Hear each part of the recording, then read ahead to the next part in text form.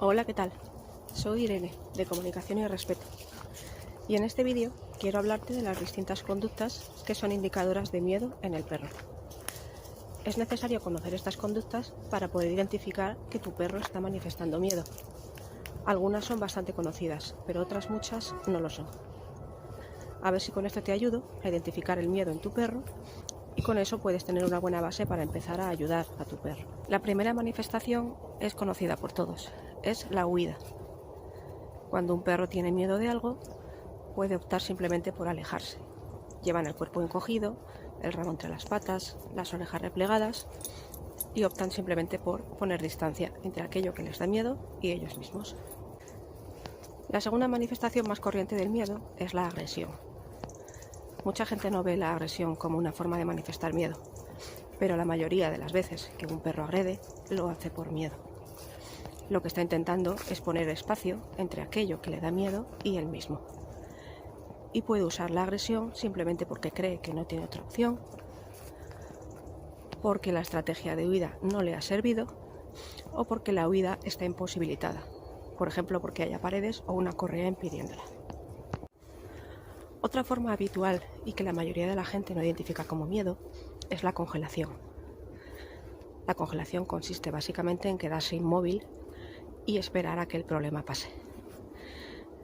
Es una manifestación de miedo muy frecuente en razas como el galgo y otras de caza.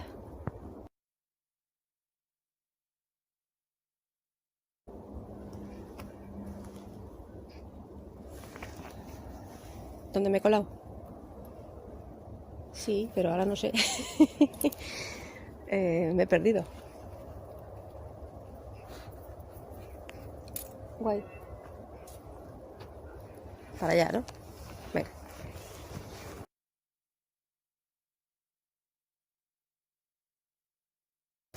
Otro modo que puedes observar fácilmente de que un perro puede manifestar miedo es la estereotipia. Una estereotipia es un movimiento repetitivo y sin sentido que interrumpe las conductas normales del perro. La estereotipia más conocida por todo el mundo es perseguirse el rabo, por ejemplo, pero hay otras muchas. Esta conducta es una válvula de escape que el perro utiliza para dar salida a un miedo de gran intensidad o a un estrés muy intenso. Cuando tu perro hace algo así de modo repetitivo y no se ha establecido una asociación porque nos hizo gracia en su momento y le hemos reforzado, que a veces ocurre, lo que necesita no es que le interrumpas, sino que le ayudes.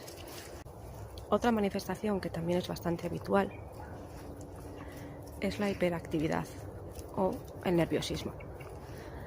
Cuando un perro de modo habitual es muy nervioso, es muy fácil que lo que esté manifestando es miedo.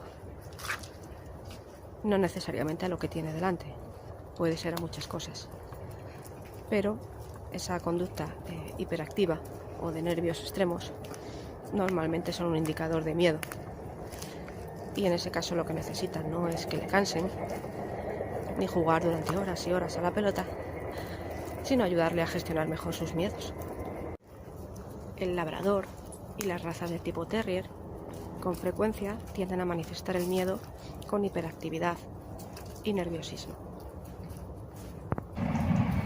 La siguiente manifestación de miedo de la que voy a hablaros es muy difícil de detectar y de hecho prácticamente nadie la ve como tal, pero es un indicador importante. Es el perro, digamos, muy cariñoso, extremadamente cariñoso, que siempre está reclamando atención, que da muchos besitos, que quiere constantemente que le sujetes en brazos o que le tengas en tu regazo. Es un perro, digamos, que siempre quiere ser el centro de tu atención, aunque puede aceptar también perfectamente la atención de los extraños, y es definido como extremadamente cariñoso. Lógicamente nadie considera eso excesivamente problemático y por supuesto no piensan que sea una muestra de miedo, pero lo es. Otra manera de enfocar esa actitud es pensar que es un perro hiperdependiente y que ese reclamo constante de atención lo que realmente está reflejando es un exceso de apego o de dependencia hacia la persona, básicamente porque él cree que no puede valerse solo y que necesita tenerte cerca para hacerle de escudo o solucionarle la vida. Otra forma frecuente de que el miedo se manifieste en la conducta de los perros es la reactividad. La reactividad básicamente es una respuesta exagerada, generalmente a base de ladridos y de tirones de correa si el perro está atado, o de amagos de embestidas en caso de que esté suelto, a estímulos que normalmente consideramos neutros o de baja intensidad, como la presencia de otros perros, de personas o de niños a cierta distancia. Es un problema muy frecuente y muchos perros lo presentan.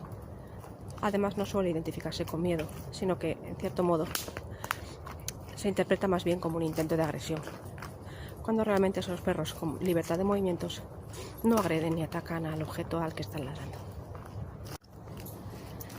El pastor alemán y el pastor belga, Malinois sobre todo, son dos razas, por ejemplo, que están muy predispuestas a manifestar el miedo en forma de reactividad.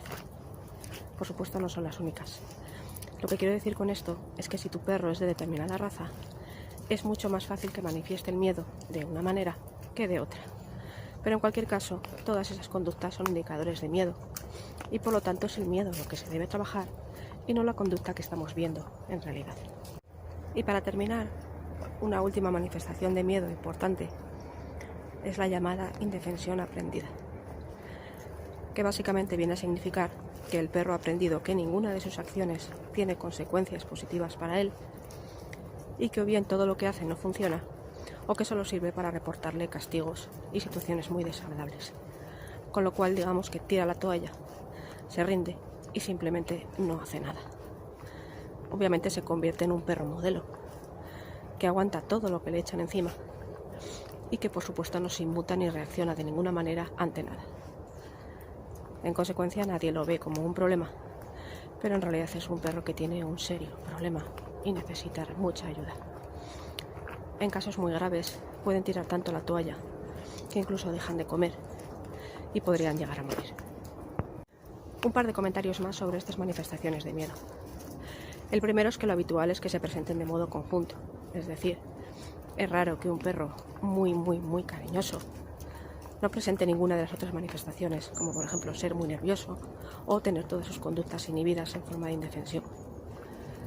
Y lo segundo es que existe una predisposición racial a presentar unas u otras conductas a la hora de enfrentar el miedo. Es decir, en las estereotipias, por ejemplo, el Bull Terrier es muy habitual que se persiga la cola. El pastor alemán tiende a deambular y el Doberman tiende a lamerse los flancos constantemente.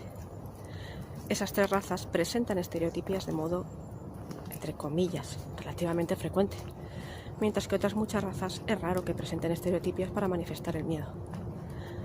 Como os decía también en otra parte del vídeo, el galgo y otras razas de caza tienen mucha predisposición a presentar congelación y es muy fácil crearles una indefensión aprendida. Y esto es todo sobre este tema. Ahora, a partir de ahora, intenta observar más a tu perro y date cuenta del tipo de conductas que manifiesta y en qué contextos lo hace. Si identificas conductas frecuentes de miedo, es eso lo que debes empezar a trabajar.